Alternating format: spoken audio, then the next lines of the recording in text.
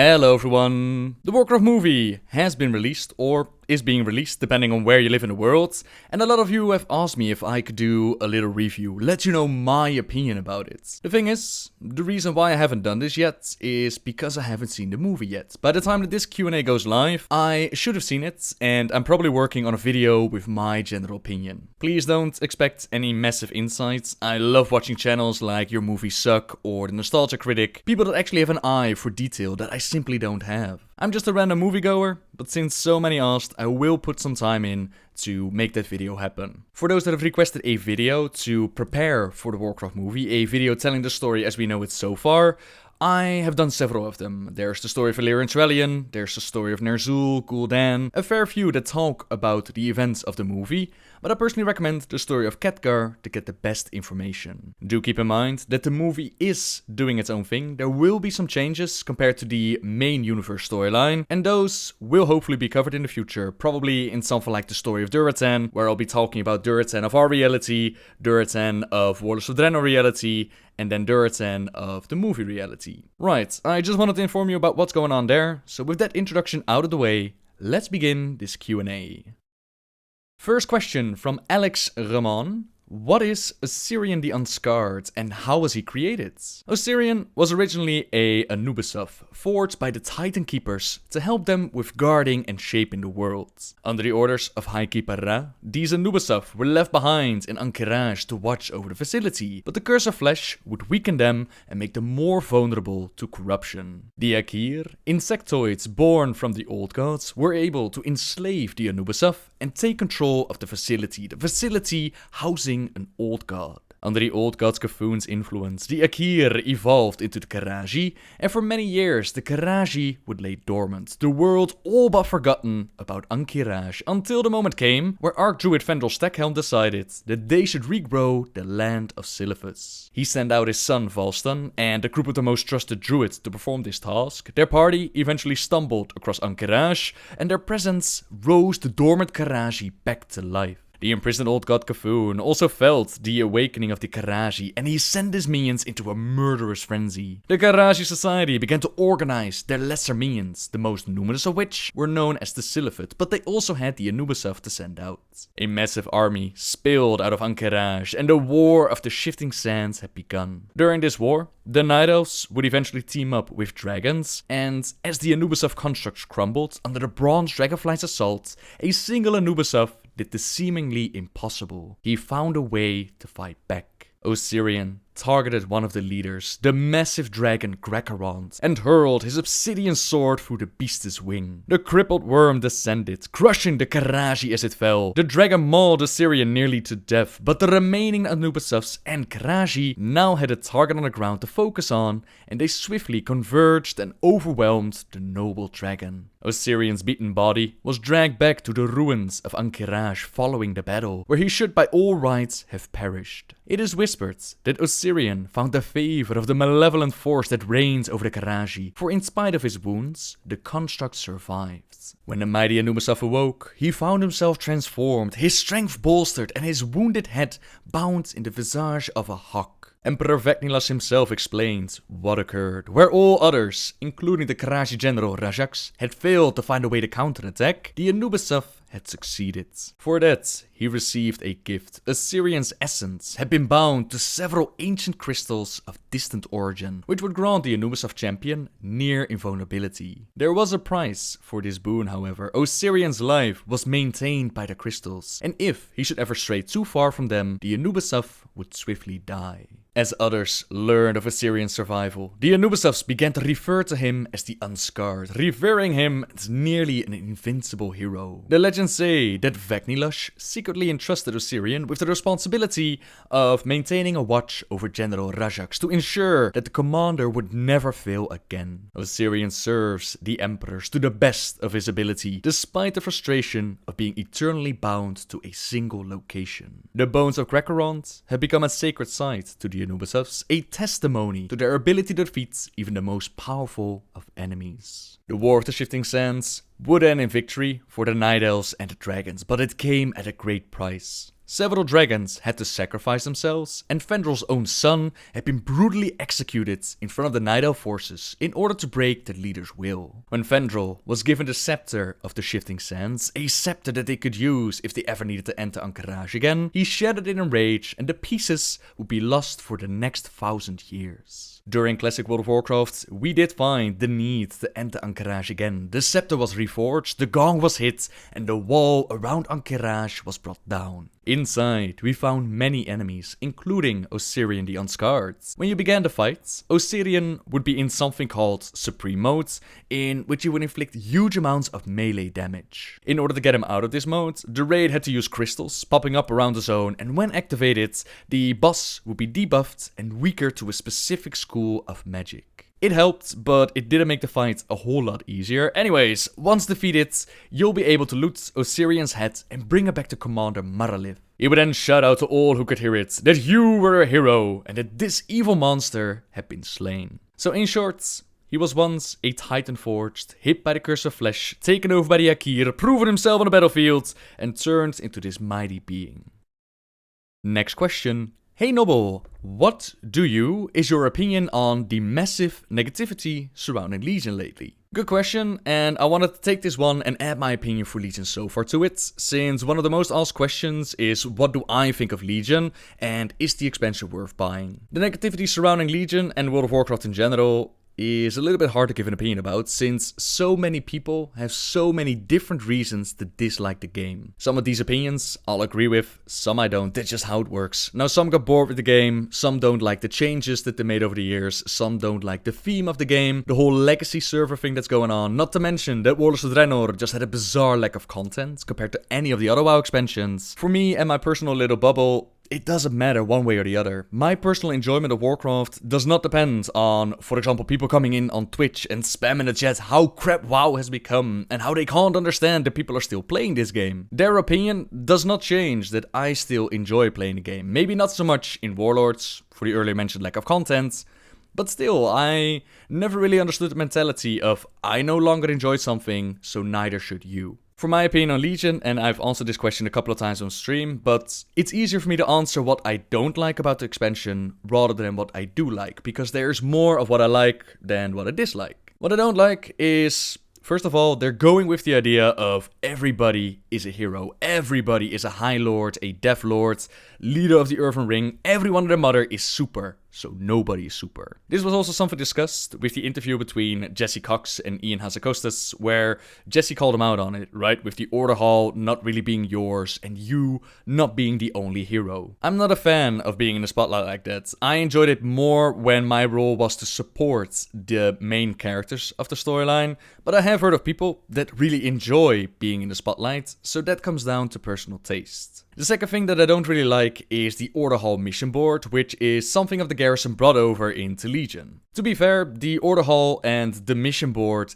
is doing what it's supposed to be doing. It is what they explain at BlizzCon, which is unlocking quests for you to do. You spend like 5 minutes in there, and then you're out in the world, doing the quest, adventuring, doing the things. It's not a major problem seeing this mission board, especially considering how little time you spend with it, but I would rather have seen them use a whole different system, simply because it reminds people of the garrison. Those are my two things. Besides that, I like the artifact system, I like the questing experience, it's very similar to Warlords. I like the voice acting, I like the increased camera distance, the dungeons and Mythic Plus, which I haven't tested personally, but I have been told that Mythic Plus is pretty damn challenging, and it offers you a different path for rewards. I can't wait to give that a spin on live. I've been actually saving that to do that with friends. Now I also like the different zones. Sudomar is probably the most beautiful city ever made. Dalaran as a capital city, there are world quests at max level, there's a reason to group up again, the new combat animations look fantastic. All in all, there are a whole bunch of things that I really like about Legion, and that's not even touching on the standard raiding, PvE endgame, or PvP. As I mentioned PvP, I just realized that I have no clue how PvP is doing, but I hope that it's good. I'm even less familiar with PvP than I am with anything raiding-wise, but you know what I mean, you know, there are different kind of things to do at endgame, and that is always a good thing, in my opinion. Now, all of that said, if Warlords of Draenor taught us anything, is that a good start of an expansion, it does not mean a good expansion in general. Some say that Warlords was overhyped. They could be right, but I personally disagree with it, or at least I don't think that I overhyped it. Warlords did have a fantastic start, not a fantastic launch, don't get me wrong, but it did have a very good beginning. It could have been an overall great expansion, yet it didn't deliver down the line. It didn't deliver any real additional content. Unless of course you count the selfie camera, the reworked numbers in all dungeons, and Tanan Jungle, which is supposed to be there at launch in the first place. There were a whole bunch of planned things that were cut out of the expansion, and the only thing that I've heard people say that was a constant positive was the raiding experience. From this, we can learn that even though Legion is shaping up to have a great start, I can't tell you if it will or will not be a great expansion. Nobody can. Only time will tell if they have enough content planned down the line, if they are going to keep it up. A good start. Hopefully it's going to be a good expansion, but only time will tell. I am, of course, buying the expansion, but it's very easy for me to say because, you know, I got this whole YouTube channel thing going on, so I can't make the call for you if it's worth it or not. I can't look into your wallets. I just know that from my experience that I've always gotten my money out of buying World of Warcraft, even Warlords of Draenor, because if the game would no longer entertain me, I'd simply unsubscribe. I don't know many titles that offer me days of entertainment like this one does for the same amount of money, but again, that's just me and you'll have to make up your own mind if you think Legion will be fun enough to purchase. That is something that only you can decide. Next one, from Rabies. I've got a question, but I got flamed on the forums for asking it. Seriously, fuck the internet. So many assholes. Anyways, I was wondering why a Night Elf Demon Hunter or Blood Elf can't choose which faction they'd like to join. I was under the impression that Demon Hunters left their factions in order to join the Illidari, so if that's true, then why not? I think this falls more under the category of game mechanics rather than the lore. It's easy to see fellow Blood Elves running around with the Horde and fellow Night Elves running around with the Alliance, but in theory, could they? Will there be individual Demon Hunters that will choose a different faction? Possibly, yet the Illidan novel, it did give a very small explanation as to why they joined their factions. In that book we have a demon hunter called Vendel, and he trained under Illidan, and as they watched the Alliance and Horde go through the Dark Portal at the start of the Burning Crusade, this little bit in the book happens. As he watched a contingent of Night Elf combatants crash into the Burning Legion line, it struck him that he should be down there fighting with them. He was a demon hunter after all, and down there was one of the largest forces of demons ever assembled in Outlands. But what would the Kel'Drai say when they saw him, tattooed with the markings of Illidan, their ancient enemy? They would not greet him as a friend and companion. They were more likely to take him for one of the demons they fought. He wondered if anyone he knew was riding with the army, and if he was going to have to go out there and kill them. He was not sure what he would do if Illidan gave the order. He was a demon hunter, loyal to the betrayer, but his war was against the Burning Legion, not against folk who had once been his kin. He was not their enemy. Even if they fought, they were his. What would he do then? The answer was simple. If he was ordered to, he would fight. If Kel'Drai attacked him, he would kill them. Otherwise, he would try to avoid them. This bit explains a little bit as to why the Demon Hunters join either the Alliance or the Horde during Legion. They have been trained to fight the Legion. They are not our enemy, even if we might see them as such. We can also take from this that becoming a Demon Hunter does not erase your memory or your identity. You are not the same person that you were. You are a Demon Hunter now, yet you do remember your allegiances, your comrades, your kin. It makes sense that you as a Demon Hunter would rather join the faction that perhaps has family or friends in it, rather than joining the faction that once upon a time might have been your enemy. Does that mean that all the Demon Hunters have to go Blood Elf or Night Elf? In the lore, not really. I could imagine RP stories where a Blood Elf, former High Elf, has some sort of connection or allegiance to the Night Elves, but that would be individual cases. In general, I'd say it makes more sense for the Demon Hunters to join their former friends and family, while still working together with the Illidari, work together against the bigger threats, which is the Legion. And with that, we've reached the final question of this Q&A. Hey Noble, is there any backstory for Cordana Felsong before and after she went mad? The story of Cordana. Cordana Felsong was a warden introduced with the expansion Warlords of Draenor. She accompanied Khadgar to alternate Draenor in order to keep him safe and help him with his mission. The Wardens, they're part of a Night Elf organization called the Watchers, which used to be led by Mayav Shadowsong. The organization was formed to keep an eye on their prisoner in the Storm Rage, but over the years the organization took on more tasks and pretty much became the jailers and marshals of the Night Elf Society. Illidan was no longer their only charge, and they made sure to guard their lands and hunt down dangerous criminals. Now, as you might know, their leader Maiev went a little bit nuts during the novel Wolfheart, to which her brother Jared Shadowsong, he stepped up and he took command. That's pretty much the backstory that I can give when it comes to Cordana and the Wardens, since, like I said, she only came into the story with Warlords of Draenor. As the heroes of Azeroth stepped through the red portal, she was right there at the Archmage's side. We liberated Gul'dan and members of his Shadow Council in order to disconnect the portal from Azeroth, but setting such a dangerous warlock free, it does come with consequences. Khadgar knew right there and then that we couldn't just let him roam about and do its own thing. So through the legendary questline, we spy on the Shadow Council, we gather materials, we try to locate Gul'dan. The warlock doesn't sit still though, and sends its own gifts to Khadgar in the form of Garona Half-Orcan, his personal assassin. The first time she attacks, Khadgar is able to ice block and remain cool as a cucumber. But the second time he isn't so lucky, and we quickly go after Garona and bring her in, while also saving the Archmage's life. Khadgar believes that Garona could be the key to finding Gul'dan, so he tries to use his magic and break the spells on her mind. Spells that keep her enslaved to Gul'dan. Come with me. Gul'dan will not give up control of his pet without a fight. Just kill me and be done with it, Archmage. I am not here to kill you, assassin. Where is your master? Tell me. Burn in 1,000 hells! You first. Where is Gul'dan? He will undo you! Where is he hiding? Archmage? Tell me! Khadgar, stop! What's the difference between this and torture? But she knows! I don't even know what you're fighting for anymore. You're right. Gul'dan has butchered her mind already. I am sorry, Garona. We will find another way. Khadgar seems to become more and more desperate in his attempt to find and stop Gul'dan, and it takes Cordana Felsong's words for him to realize that what he's doing is not the right way. He's torturing Garona at this point in his attempt to set her free, so we must find another way. We find out that the Shadow Council is hiding within Shadowmoon Valley, and they're using an orb of dominion to brainwash their spies. This orb could just be the key to set Garona free, so we're sent in to collect the orb, while also taking out some of Gul'dan's troops. Watch yourself, champion. The Shadow Council will prey on your doubts and weaknesses. This is exactly what I need to undo Gul'dan's hold on Garona.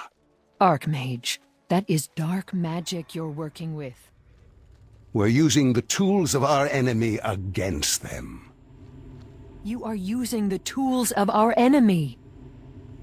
Haven't you given up already, mage? Not till my dying breath. I will end your torment, Garona.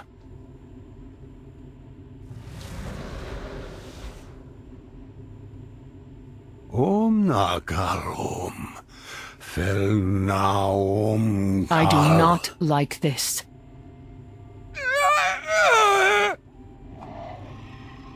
Quickly, destroy that thing! This time, with the help of the orb, Khadgar manages to literally pull out Garona's demons from within, and we take it out, liberating Garona from Gul'dan's control. Awaken, Garona. You are free at last. Gul'dan, he's not in my head anymore. Give me that orb, Khadgar. I will destroy that hideous thing. Cordana, up to this point, has done everything in her power to keep Khadgar safe, and she does not agree with the extreme methods that he's taking in order to liberate Garona and strike back at Gul'dan. She takes the Orb of Dominion with the plan of destroying it, but its evil influence takes hold of her mind. Books. Yes, Gul'dan's tomes. Are you sure Khadgar didn't try to use them? Books of power. Books of knowledge. Books written in the language of chaos. Don't you worry, champion. All will be destroyed. Now, give me your ring. I need it. Give it here. A green pentagram, tomes of chaos floating all around us, and Cordana asking for a ring. None of this seems right, so we answer her request with a sassy, Oh, hell no! Then I will take it from you, for the glory of Gul'dan. The Orb of Dominion spoke to me. I saw the truth.